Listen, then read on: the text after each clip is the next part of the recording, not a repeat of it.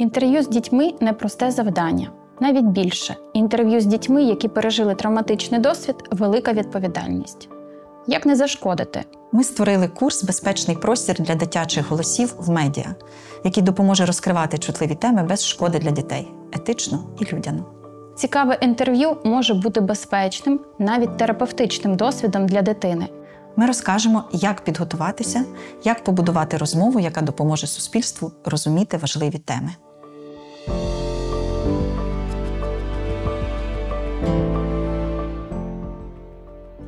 Вітаю! Спробуймо зараз уявити себе на місці дитини. Які ключові моменти допоможуть їй зрозуміти, що ви безпечний дорослий, і вона перебуває в безпеці поруч із вами? Дитині буде максимально комфортно і безпечно з вами, якщо буде дотримана формула безпеки. Безпечне місце, безпечний дорослий, я в безпеці. Це не просто рекомендація. Це фундаментальний принцип, який допомагає створити умови для безпечної розмови з дитиною, захистити емоційний стан і водночас досягти професійної мети. Для дитини безпечне місце має кілька важливих ознак.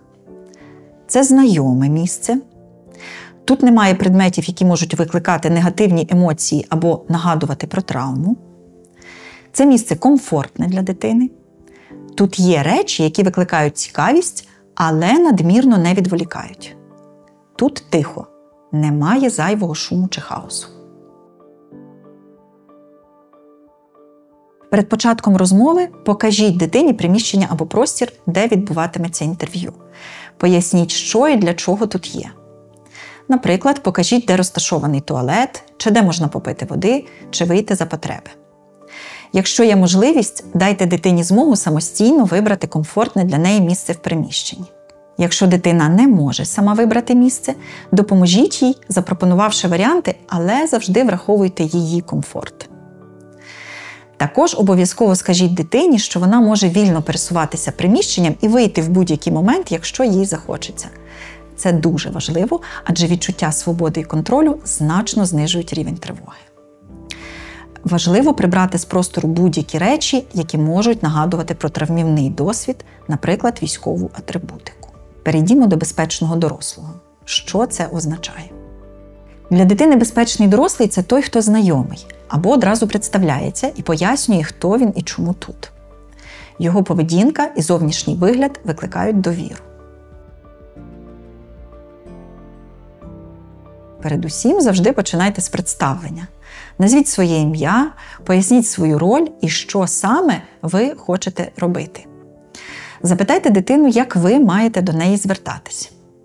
Якщо з вами є інші дорослі, наприклад, оператор чи асистент, обов'язково представте їх і поясніть, яка їхня роль у цьому процесі. Наприклад, це Анна, вона зніматиме на камеру. Якщо захочеш, ти можеш подивитися, як це працює.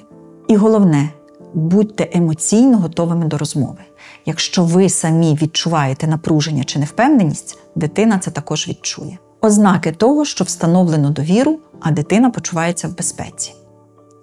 Дитина активно контактує, показує іграшки і взаємодіє. Дитина перемикається і почувається вільно. Дитина відмовляється відповідати на некомфортні запитання. Вона без страху виправляє чи змінює власні тези. Вона виправляє дорослого. Тепер поговоримо про важливі аспекти роботи з дитиною під час інтерв'ю. Дуже важливо правильно формулювати запитання. Уникайте будь-яких запитань, які можуть викликати почуття провини. Наприклад, запитання, які починаються зі слова «чому?». Чому ти не побігла в сховище одразу, як почула сирену? Такі запитання звучать звинувачувально і можуть травмувати дитину. Натомість краще запитати, що ти робила, коли почалась тривога? Як це відбувалося? Такі запитання дадуть дитині не лише змогу говорити відкрито, але й відчуття, що її досвід цінний.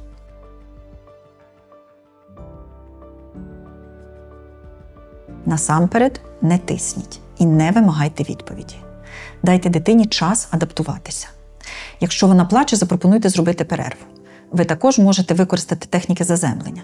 Попросіть дитину назвати 5 предметів, які вона бачить навколо себе, або зробити кілька глибоких видихів. Це допоможе їй заспокоїтись. І наостанок хочу нагадати про важливість конфіденційності.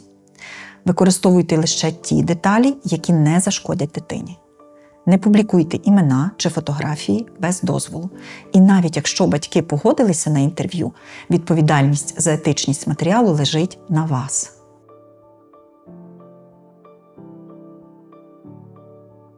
Формула «Безпечне місце», «Безпечний дорослий», «Я в безпеці» має стати вашим орієнтиром у роботі. Ваша увага й емпатія здатні зробити розмову не лише професійною, але й терапевтичною для дитини. Дякую за вашу роботу.